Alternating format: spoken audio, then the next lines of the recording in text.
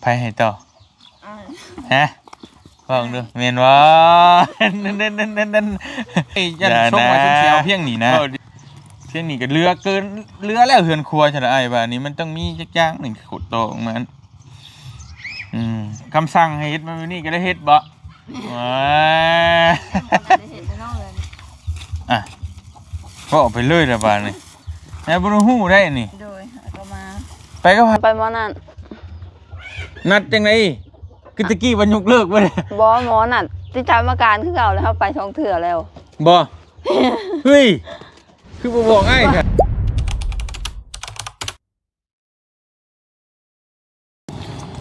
่ะพี่น้องเห็นเนาะเปิดภาพมาก็ค่อยค่ำลงแรงพี่น้องเห็นบ้านนี่ทักทายสบายดีตอนแรงเด้อพี่น้องเด้อ FC ปัจจุบันทุกคนเนาะทักทายสบายดีพี่น้องเลยเป็นอะไรกันแน่ฟังไทยเนาะเย็นสบายหนาวอยู่บ่หรือว่าใดมื้อนี้บ่เตียงคำว่าบ้านนาเพกพี่น้องเลยบ้านนาเพกเมืองอัสสัมพังทองแขวงสวรรณเขตมาเยี่ยมยามถามข่าวน้องมูก่อนเป็นอะไรอยู่ดีมีแห้งอยู่บ่พี่น้องบ่ได้มาลิ้นมาเยี่ยมมายามแต่โดนๆล่ะบ่ฮู้เพิ่นอยู่เฮือนอยู่บ่เนาะขณะที่อยู่พี่น้องเอ้ยเห็นรถอยู่สบายดีชิแหละชิแ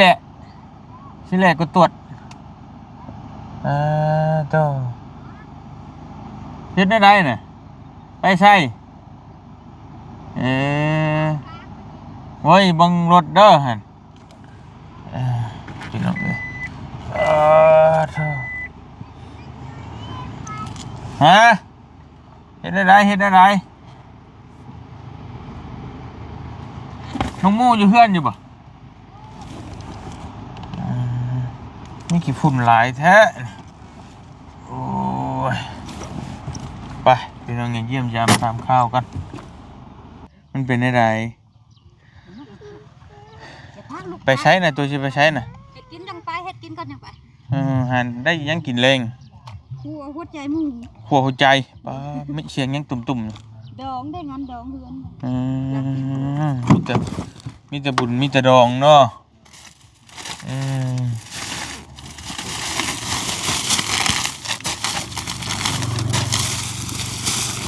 ล่าเอาขนมนี่แล้วว่าเอาไปชื่อเนี่ยขนมมาลูกใจเด้อโอเคพ่อตัวไปใช้ตาน้อยจ้างบ่ก็ไปเลยกันเดียวแล้วกันไปคือกันอยู่ใช่น่ะอยู่ทางบ้านนาทบโดยทำงานน้ำตาลบ้านนาทบมอพี่บ่พลานพี่บ่ขึ้นไปทางพลานพี่แม่เห็นอะไรสบายดีก่อนไปเรื่อยๆบ่เห็นเสียงตู้ไปตามเสียงตู้ป้าโธ่รถก็ไปเอารถเขาเจ้าคือมักม่วนแท้เอาโอ้ยตายแล้วไปเฮ็ดได้พ่อนบ่ฮะยันวะไปโอเคไปเยี่ยมยามถามข่าวน้องมูก่อนพี่น้องเอ้ย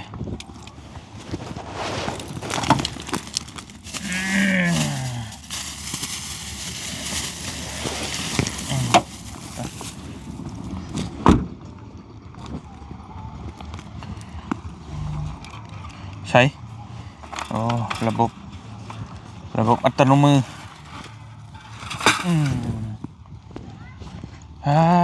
ตัวตุ่มหัวก่อขึ้นมาอีกเลยเฮ็ดอย่างเด้บาดที่โทเฮ็ดไปเลยเบิ่งคนสองคนก็เฮ็ดยังกระเดียแท้พูดพี่น้องต่อออกมาอีกเลยพูดเฮียงโตฮะโอ้จักว่าเฮาสิมาช่วยเข้าท่าแหละ คือดีแท้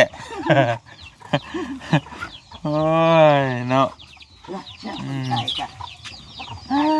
โต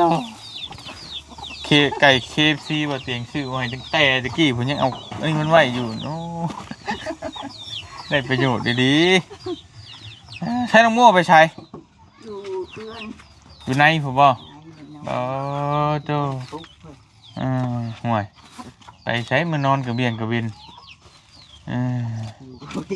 นอน ไปงานดองบ่เฮ็ดหยังอันนี้สิเฮ็ดหยังอันนี้เฮ็ดเฮือนไผโอ้ย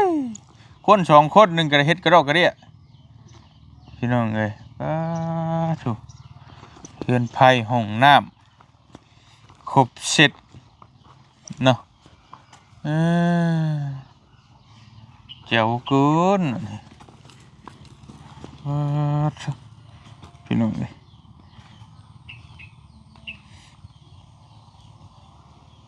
คักแน่ลีน้องงูนี่แต่น้องเพิ่นยังบ่มีห้องน้ำเนาะพี่น้องเนาะเพราะว่านี่น่าจะเป็นหม้องอาบน้ำหม้องอาบน้ำอยู่นี้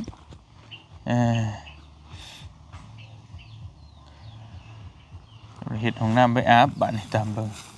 ประมาณนั้นพี่น้องเอ้ยต่อไม่เฮือนครัวว่ะโตโพดโพ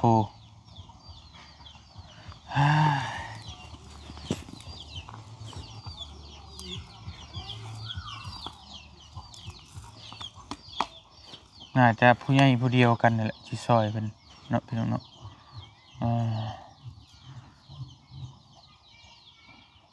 ตั้งแต่บ่เตียงพาน้องเพิ่นไปผ่าตัดเนาะตั้งที่อ้ายเพิ่นซอยก็ถือว่าซอยคักซอยนี่ดีรอได้พี่น้องเอ้ยถือว่าซอยคักซอยนี่อยู่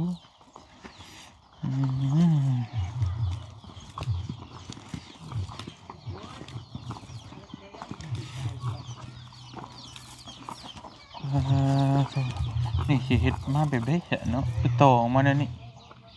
นั่นเฮือนครัวห้องน้ำแล้วนี่มันสิเฮ็ดหยังอันนั้นโว้ยผู้สาวนอนเว้น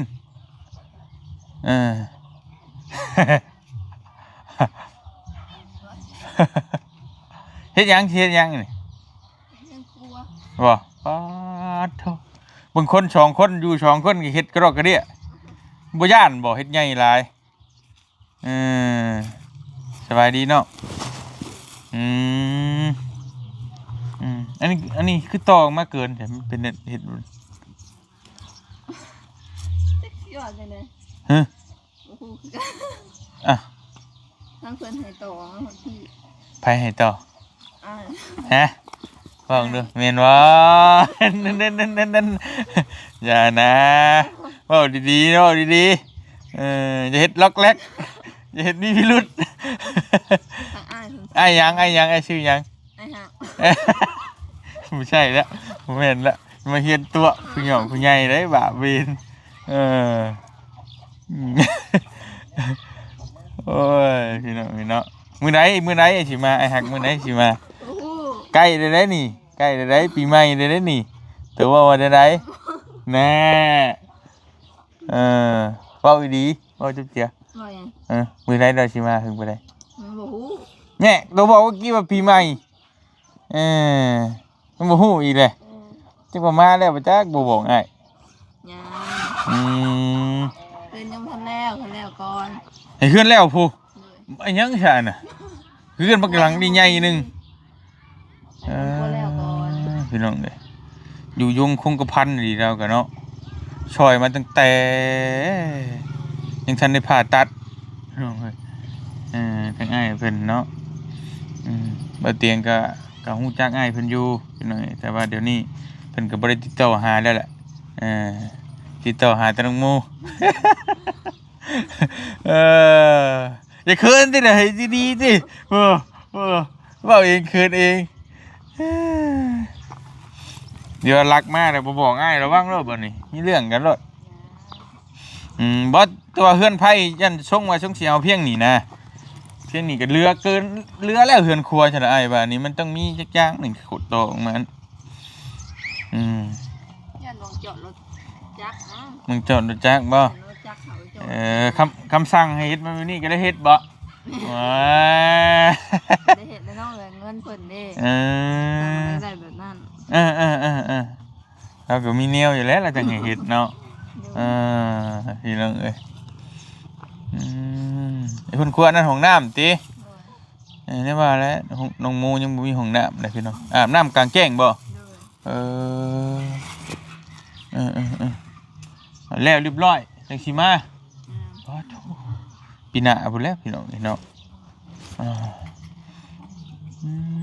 เล็กกระตอยังโรคเดียแต่สำรูสำราบอยู่เสริมมาใหม่บ่เสาอันน่ะเสาเด้เสาเก่าแล้วทุบออกเสาเป็นบาดิ โอ้พี่น้องเอ้ยอ่ะกินแล้วข้าวนะมาชื่อปลาเผามาฝาก นอนเว้น ไปเวียกจะใช้นอนเวน อันน่ะข้างเนี่ยบ้านน่ะนะคะก็มาว่าไหน บ้านยัง เลยนอนทั้งบ้านน้องหอยผู้ละเตียงพันหอด น้องหอยก็บ้านน้องแกน้องชิงชัยผู้ โดยแต่บ่ฮอดบุญ คือบ่ไปลิ้นน้องชิงชัยนี่ เป็นหลงเลยไปเธอเดียว แน่ไปเวียกบ่ นี่ คิดว่าไปดอกไปดองใช่ดอกก็จะว่าอดรับอดนอนพี่น้องเอ้ยเนาะโตเอาแล้วไปแล้วเนาะเพื่อนน้องน้ำหวานป่ะเรียบร้อยแล้วพี่น้องมาเยี่ยมยามถามข้าวเบิ้งเป็นได้ป่ะอยู่ดีมีแห้งอยู่ป่ะ แม่นากมาแต่ขอนแก่นได้20,000เลย ฮะ ขอนแก่นได้หมอนัดเด้ ก็ออกไปเลยละบาทนี่บุรุหูได้นี่ โดยก็มา ไปกับไผ่ คนเดียว เฮ้ยเอาไปห้อยไว้ติมันทีนี่มันทีคาบเลนห้อยไว้ก็ได้ลงไปลง ลงโจลงเด้อ เอาแล้วพี่น้องไงบนเตียงบุรุหูดีเลยนี่ไม่ไปแบบไรมาแบบไร ขึ้นรถสายทาง โมเมนต์อันไปที่ยัง เอาไปหมอนั่น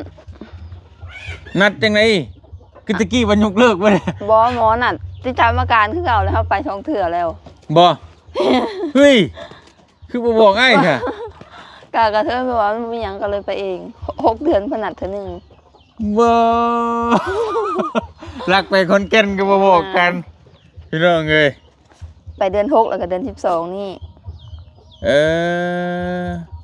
อันยังไปอยู่บ่ซะอันนี้น่ะ แม่น เอาเลยบ่ได้ฮู้ได้เพราะว่าบ่เตียงคุยกับน้องเพิ่นตะกี้ว่าบ่เฮ็ดต่อบ่หยังต่อแล้วเนาะก็คือยกเลิกก็คุยกันแบบบ่เฮ็ดหยังต่อแล้วน่ะ โดย แล้วเพิ่นว่าไปเบิ่งเช็คอาการซื่อๆนี้ แม่น ก็บ่บอกกัน อันนู้นหยังแล้วก็เลยไปเองได้ก็เลยไปเอง แม่นอยู่ก็หาหมู่ไปนำแน่ไปผู้เดียว วีเดียวเลย บ่มีตู้ไปนำแน่มันโตไปเที่ยวขอนแก่นเพิ่นว่าได้แหละ กะบ่ได้มีหยังไปติดตามอาการเก่าแหละ แม่นบ่ แม่นบ่ไปบ่บอกอ้ายนี่มันมีแนวนะนี่เด็กไปผู้เดียวนี่ตู้น้องโมไปจังมื้อ3 คืน 2 คืน โอ้ยแล้วไม่ใช่แล้วนี่โอ้ยแล้วไปหาหมอบ่คือข้างกัน2 คืน 2 คืนแต่ละเทื่อนะ นอนอยู่ใช่เอา นอนอยู่หอพักรัศนีคือเรา เห็นบ่เดี๋ยวมีไล่ได้อยู่ที่ถามเบิ่งพี่น้องเอ้ยมีบ้านน่ะอยู่บ่ ที่อยู่ อยู่ แม่นเพิ่นลาตั้งแต่ไปเลี้ยงหลานตั้งแต่ช่วงสงกรานต์พุ่นแหละก็ไปกลับมาอีก ไปแบบใดคือว่าได้นอน2 คืน เอาคือว่าเฮาไปนี่เนาะไปมื้อนี้ก็ฮอดจักหน่อยนี่มื้อไปมื้อนั้นน่ะฮอด5 โมงแลง เดี๋ยวนอนคืนนึง นอนคืนนึงแล้วเข้าหาหมอออกมาแล้วก็นอนตอนเช้าแล้วก็มาเพราะว่าเฮาไปตอนเช้าเมื่อค่ำเด้เพิ่นสิฮอดแจ้งผู้จังได๋เข้าหาหมอ สิกลับมาเลยก็ยังบ่ทันรถติ แม่นบ่ทันขนาดมามื้อนั้นก็ยัง มาฮอดสวรรค์2 โมงยังบ่มีรถจนให้กระเจ้าออกมาเล่นมาส่งอยู่นอกพี่มีรถมาบ้านพี่ ว่ามีตู้ประชามคืนมาตู้หลงว่านั่งรถตู้ว่าไป แม่น เท่าไหร่ 260จะธรรมดาอยู่เนาะพอไปพอมาอยู่ไปกลับก็500 กว่าบาทแม่นยังสิไปอีกบ่อันน่ะเพิ่นนั่นอีกทีก็ปีหนึงเพิ่นเพิ่นนั่น ปีนึง เพราะว่าสิเริ่มห่างออกสินะโอเคไอ้คิดว่ายกเลิกแล้วก็ได้ว่าบ่ได้นั่นแล้วนะพี่น้องเนาะคือน้องชิงชัยนี่ก็โอเคเบิดทุกอย่างแล้วเฮาก็ยกเลิกเลยนะก็คือเพิ่นแต่เพิ่นก็นัดให้ไปอยู่ดอกแต่ว่าเฮาว่ามาเบิ่งมันเช่าแหละนะก็จะคือไปแบบใดนะทางอันนี้แบบว่าคล้ายๆว่าเฮาก็ยังลังเลว่าอยากใส่แคลอันนั้นอยู่หั่นนะก็เลยไปตามหมอนัดเบิ่งก่อนนี่ใช่เลยก็เลยไปเบิ่งก่อนแต่วันนึงมาเงินเฮาก็ยังเหลืออยู่ก็เลยไปตะกี้เงินเบิดแหละวันนี้ว่าเงินเหลือเอาเงินเหลือพอได้ไปหาหมออันนี้เนาะจังไสมีคนให้ใช้แล้วนี่ใส่คือดีหมู่เฮ็ดได้อดเอาแหละอย่างหน่อยก็พอได้สิว่าจังได๋พี่น้องเนาะยังอายุยังน้อยอยู่นะ20ปลายๆนั่นนึงเพื่อเฮาสิเฒ่าสิหยังเฮาเฒ่าแล้วก็ยามันดอกทำในตู้นี่ก็ยามันดอกตู้เนาะนี่สิว่ายังอนาคตนี่ไปไกลหั่นนะก็แม่นอยู่ดอกบ่ใส่ก็บ่เป็นหยังดอกพี่น้องนี่แต่ว่ามันก็ว่าเรื่องความสวยความงามมันก็ต้องมีแหละทั้งลุ่มทั้งเทิงมันก็มันจังเป็นคนปกติว่าซั่นจ้ะแต่อันนี้คือน้องเพิ่นก็ยังแบบว่ามันก็ยังมีจุดตำหนิที่ว่าไปเข้าสังคมในหมู่นู่นนี่นั่นก็เพิ่นอาจจะบ่ซีเรียสหรอกอยู่ในบ้านเพิ่นก็ฮู้เบิดแล้วแต่ว่าเพิ่นว่ามันก็ยังมีปมอยู่นะแต่ว่าบ่มีนี่อย่างน้อยก็ใส่ทั้งหน้าหรือว่าทั้งแขวโคกแขวในบ่มีก็ยังคล้ายอยู่เด้แต่ว่าแต่มันก็แพงเนาะเท่าไหร่กับเพิ่นก็เพิ่นยังบ่ทันได้เว้า1มันแพง2มาหาได้ผ่าตัดอีกหั่นนะก็เลยย้านตัวผ่าตัดนี่แหละต้องได้ปาดเนื้อออกอีกหั่นนะถ้าว่าใส่เลยซีเลยก็สิอดเอาใช่ดอกเนาะอดเอาตัวนี้ได้ผ่าตัดอีกเทื่อนึงก็เลยยังบ่พร้อม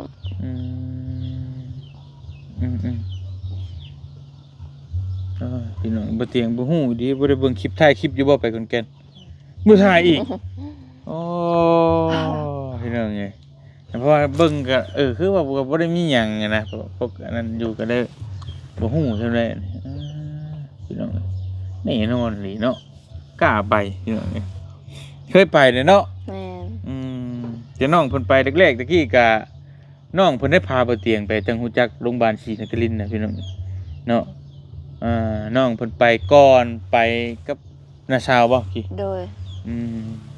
เพราะว่าทางบ่เตียงแล้วก็หลายๆคนตะกี้เอาเงินมามอบให้น้องเพิ่น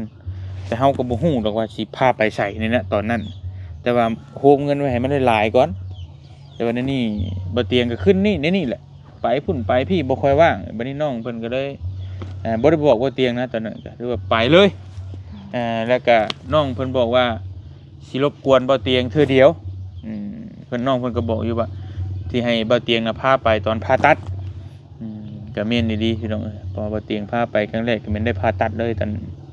แม่นบ่รอบที่2ที่3หลายเทื่อจนจำบ่ได้บ่นะแต่บ่หลายเทื่อจังได้ผ่าตัดยังบ่ได้ผ่าใช่บ่ยังอ้ายจำได้ว่าตอนที่อ้ายพาไปนั้นว่าได้ผ่าตัดเลยนะบ่แม่นเนาะบ่แม่น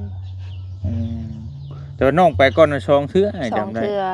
แต่ที่3แล้วไปกับเจ้าแต่อยู่ในหมกนี่ไปหาเทื่ออยู่หมกแล้วเพิ่นจังได้ส่งตัวไว้พุ่นหลังจากนั้นก็ผ่าตัด21 มื้อบ่พักอยู่รวมทั้งเบิดทั้งพักพื้นอย่างประมาณ21 มื้อนี่แหละประมาณนี้แม่นอยู่โรงพยาบาลน่ะ11 มื้อออกมาพักพื้นข้างนอกก็แล้วก็ไปหมอนัดอีกหลายเทื่อเติบหลายเทื่อแล้ว3 ปีบ่เพิ่นว่า2 ปี 3 เดือนแล้วผ่าตัดมันเนี่ยก็ปกติแล้วเดี๋ยวนี้บ่แม่นบ่ปกติแข้งขาได้ยังมีรอยอยู่บ่มื้อนั้นจะล้มอะไรกำลังออกมาจากโรงพยาบาลเลยไปซาหัวล้มเลย ก็ตัวหน้าห้านสาวผมแหละ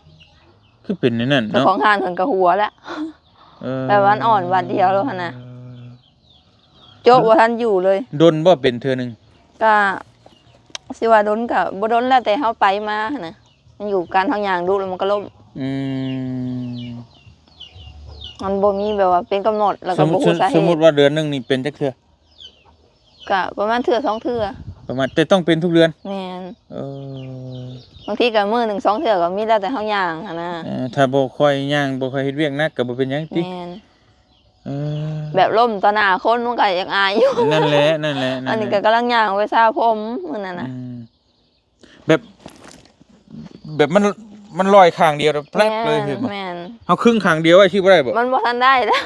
มันพยุงบ่ได้ คือนั่นเลยโอ้ยอันตรายอยู่เด้ออันนี้ก็ได้มันเชื่อไปล่มข้างตกข้างทางแต่บ่เป็นหยังก็อยู่แต่บ้านนอกบ้านนาเฮาแหละเนาะขี่รถนี่บ่เป็นหยังเนาะ โดยบ่เป็นหยัง มักสบายสิ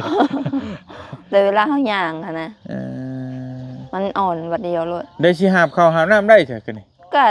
ได้อยู่นี่แหละเฮ็ดเวียกก็ได้ปกติ บ่อ่อนเด้อตอนหาบข้าว ก็อ่อนคือกัน อ่อ หั่ น น คือ ก็ กัน แม่น บ่ล่มผ้าหาบมันเข้าล่มบ่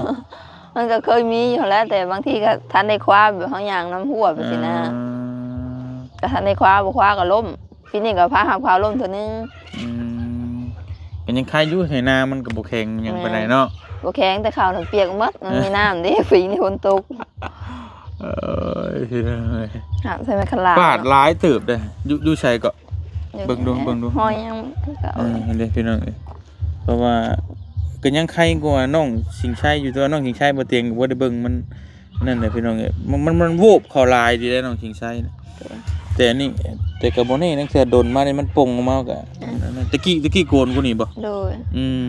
ม คล้ายๆกระตีนเฮานี่เขาว่าขอโทษนะมันงอบ่ได้นะนี่โป้นะแต่มันอยากเซ็นแบบเฮาว่าอะไรเซ็นบ่ครบจังซี่แหละ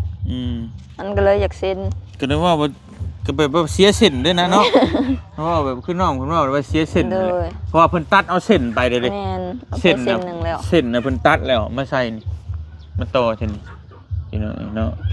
ก็ที่ว่าไปผ่าตัดตอนนั้นที่ให้ก็ย้อนว่าเพิ่นคำแบบว่าคนเสียก็คือเฮาย่างบ่ได้ฮะเพราะว่าเพิ่นเอาเส้นออกเส้นหนึงนี่เด้อย่าเลือดบ่ไปหล่อเลี้ยงตีนก็ถือว่าตัดออกว่าสิ เพิ่นเว้าฮะ แม่นตอนที่เฮาให้ตอนอยู่โรงพยาบาลนั่นเด้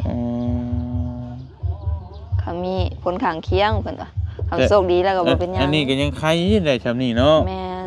ตอนนั้นเราแวงแฮงยันได้ตัดขาออกขาหนึงเพราะว่าเพิ่นแจ้งมาวันนั้นเด้ แต่ก็ยอมรับว่าเพิ่นเก่งอยู่ได้พี่น้องเฮ็ดให้จนว่ามันอาจจะมันตัดออกเลยเนาะมันก็บ่คือปกติไปได้สัญญาณได้ไปมาปกติก็ยังโอเคอยู่นี่ก็ได้ถือว่าโอเคอยู่ แต่คำเฮายืนเบื้องเดียวนี่มันเส้นพวกเฮางอนิ้วตีนบ่ได้ ตัดตัวเส้นใหญ่ใช่มั้ยพี่น้องซึ่งเอาออกมาใส่เก่งอยู่แล้วยอมใจเฮ็ดได้คือมันคือเฮานี่จักคุมเฮ็ดเลยจักสิต่อก็เป็นต่อมันสิจอดดูบ่ไปตัดเอาพี่น้องมาใส่นี่คือเชื่อมเหล็กนี่นะพี่น้องนี่เนาะคือไปตัดเอาเหล็กแล้วก็มันจอดใส่ตัวนี้นะเดี๋ยวเฮ็ดได้นะยอมรับอยู่หมอไทยเก่งดีแล้ว เก่งไปในด่านในหยังเพิ่นก็ถามเด้ไปทุกครั้งก็ถามทุกครั้งว่าคือแบบว่าใครกว่าเก่าหลายหนึงมาสแกนเฮาบัตรเฮานะเนาะเพราะเฮาถ่ายตั้งแต่เพิ่นสแกนบ่ค่อยอยากผ่านก็เฮาลงทะเบียนซื้อซิมน่ะเมื่อนั้นก็ 3-4 เทื่อเพิ่นมาถ่ายรูปเอานั้นบ่ผ่าน ตะกี้แก้มมันเป้าเนาะมันลงเลยมันไม่ใช่เขียวเดี๋ยวมันปกติให้สแกนบ่ผ่านนั่นเองบ่ได้เฮ็ดพาสปอร์ตใหม่ เพิ่นหาเฮ็ดแล้วตอนนี้แต่ยังบ่ได้ไปเฮ็ด สัญญาอีกเสียเงินอีก มันบ่อยากผ่าน ตอนน้องเพิ่นไปเฮ็ดตะกี้น่ะแก้มมันเบ่งอันนี้มันไข่ โดย วันนี้มันบ่ตรงปกนะว่าแหละก็ได้ แม่สำหรับไปศัลยกรรมใหม่แหละพี่น้องก็บัดสิได้ทันได้เบิดอายุเนาะมันยังใช้ได้อยู่น้องก็บ่อยากเฮ็ดใหม่แล้วก็บอกเพิ่นเอาแหละ แต่เพิ่นว่าเปลี่ยนน่ะบ่ได้แพงหั่นนะแม่น1,100 หรือ1,000ปลายนี่แหละเปลี่ยนเล่มใหม่นะก็เปลี่ยนใช่ไหมแล้วมันสแกนเนี่ย แม่น เพ มันก็ต่างหลายแหละตะกี้มันปุ้งบักใหญ่นึงเป็นจังได๋เนาะบัดนี้แหละมันคือคนปกตินั่นน่ะปกติแหละเพราะว่าในกล้องมันก็ปกติแล้วแหละมีแต่ว่าอยู่ในบัสสปอร์ตแล้วมันคล้ายๆคืออยู่ของมันก็ยังบ่คือบ่ได้หั่นน่ะสแกนก็มีต้องยังพอจะบ่มีเพเนาะมีเพให้เพิ่นเบิ่งว่าเฮาไปผ่าตัดนู่นนี่นั่นถ้าบ่มีหยังเพิ่นยันว่าเอาบัตรสปอร์ตคนละคนนั่นแหละมาเฮ็ดเอาสามพี่น้องเลยปีนึงบัดนี้เนาะได้ไปลืมเลยเปิดฮอดพูดดิลืมพี่น้องเลยเปลี่ยนธันวาปีหน้าพุ่นแหละแต่บัดนี้น่ะเปลี่ยนใจสิใช้แล้วบ่ด้วยว่าได้ก็บ่ได้ใช้ไปเรื่อยๆเรื่อยๆหนึ่งมาเอาไปใส่ต้องมีคนดูแลก่อนหั่นน่ะเอาผ่าตัดเด้ซะคนแหละทางมีคนดูแลจังไปผ่าตัดนี่นั่นน่ะถ้ามีคนดูแลพอทั้งชักจ้าแล้วก็บ่สะดวกเลยเด้ทางมีคนดูแลก่อนต้องไปใส่แขวบ่แล้วบ่หึงหรอกค่ะสิมีข่าวดีแล้วพี่น้องเอ้ยอย่าลืมไหนเด้อสิพาไปรับอยู่ด้านเนาะราคามาพี่น้องเนาะเคลื่อนแล้วเราเปลี่ยนเคลื่อนแล้วเฉพาะบัดนี้ใช่มั้ยโดยก็คือว่างั้นคือว่าปีใหม่พี่น้องเอ้ยว่าสิมาจอบเบิ่งได้นี่นะมาแล้วบ่ใกล้ปีใหม่แล้วว่ะแล้วก่อนเต็มที่แล้วเพื่อนสิแล้วพี่น้องเอ้ยแล้วได้ต่อไปเรื่อยๆเนาะเพื่อนตัวนั้นแล้วได้ต่อเพื่อนไผเพื่อนพัวห้องน้ำอีกโยให้ได้ครบก่อนสั่งหน้าสั่งโตก่อนมันเกี่ยวกันยังวะเกี่ยวแล้วมาเราบ่อยากไปอีกเนาะโอมาแล้วเราบ่ไปเลยโดยว้ามาอยู่พี่เลยอยู่ลาวเลยยิ้มเป็นแป๊ดนะโอ้ยเนาะฉันได้เคยได้ยิ้มเป็นแป๊ดมานี่โอ้พี่น้องไงโอ้แล้วว่าจังซั่นบ่โดยถ้ามาเนี่ยมันบ่ไปเลยแม่นอ๋อคำว่าง่ายๆเราก็เฮ็ดทุกอย่างให้มันแล้วก่อนนะเนาะโดยเพราะว่ามาแล้วมันก็เงินคำเขาก็บ่ได้หาเด้พี่น้องเพิ่นแล้วศรัทธาอ้ายเพิ่นมาเพิ่นแล้วจังไปใช้แขวเด้อมีคนเฝ้าเด้ใครอยู่ดอกเราก็เราเป็นคนไทยอยู่บ่ยากดอกเล่นหันเล่นนี่สบายเราจักเลยพี่น้องเนาะรุ่นเดี๋ยวบ่โดนเจอหน้ากันเนาะว่าเตียงยังบ่เคยเห็นจักเทื่อใดคุยแต่ในโทรศัพท์นั่นแหละก็เห็นอยู่ในโทรศัพท์ในหูในหยังแต่ก็บ่ได้เห็นจุดบ่เคยเห็นหน้าจริงๆจังๆป้าฉันอยู่ดีมีแฮงอยู่แต่ว่ามีตู้โอเคพี่น้องเอ้ยแวะขึ้นมาทางนี้ก็เลยแวะเยี่ยมยามเบิ่งน้องเพิ่นมื้อนี้ก็ได้พี่น้องเอ้ยเนาะมาบัดนี้ก็เปลี่ยนแปลงเป็นหลายเติบเฮ็ดไปห้องน้ำห้องในก็ไปเรื่อย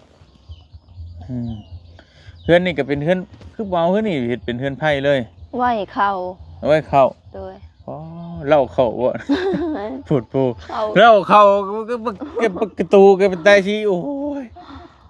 เขาอยากรักก็บ่ยากแล้วเนี่ยนี่เนาะห่างกันยั่งอยู่พี่น้องเอ้ยเอาซั่นไอ้อันไปเวียกต่อกันเด้อดีใจนำพี่น้องเอ้ยเนาะจะได้มีข่าวดีไว้นี่โอ้มาวันนี้หากระหู้ว่าน้องเพิ่นมาจากขอนแก่นไปฉันกลับก่อนเด้อตู้เด้อจะดีมีแห้งเจ้าดื้อแท้เลยตะมุนเพิ่นชีบ่สาวชีมักมีไปโอเคเนาะเดี๋ยวจะมาลิ้นน้ำใหม่เด้อมีข่าวดีเด้อลืมบอกอ้ายเด้อไปพี่น้องบ่เตียงก็ขอตัวเดินทางก่อนก็นั่นแหละจะมาเยี่ยมมายามเบิ่งน้องเพิ่นเลยก็น้องเพิ่นเคยเว้าไว้เนาะว่าปีใหม่สิทางอ้ายเพิ่นสิมาอ้ายผู้ฮะพักหยังโอ้อ้ายเพิ่นสิมา มาหาน้องหมู่นั่นแหละเนาะอ้ายเพิ่นเป็นผู้ซอยน้องหมู่ผ่าตัดผ่าหยังแล้วก็หลายคนอยู่ดอกซอยแต่ว่าทั้งน้องเพิ่นก็น่าจะคุยกันและลึกซึ้งหลายเติบนะก็ตัดสินใจว่าสิมาอยู่พี่เลยแต่ถ้าเบิ่งน้ำกันอ้ายเพิ่นเป็นคนไทยพี่น้องไปเฮ็ดงานอยู่เกาหลีเพิ่นก็ฝากเงินมาให้บ่เตียงซอยน้องเพิ่นหลายเทื่ออยู่ตะกี้ก็ได้แต่เดี๋ยวนี้ก็เพิ่นติดต่อกันเองแล้วฝากมาให้น้องหมู่เลยเนาะไปถ้าเบิ่งน้ำกันน้องหน้าตาเพิ่นสิเป็นจังไดเนาะไปสำหรับมื้อนี้ก็ขอตัวเดินทางกลับก่อนอยู่ดีมีแฮงเบ่จุกคนสบายดีเด้อพี่น้องเด้อบ๊ายบาย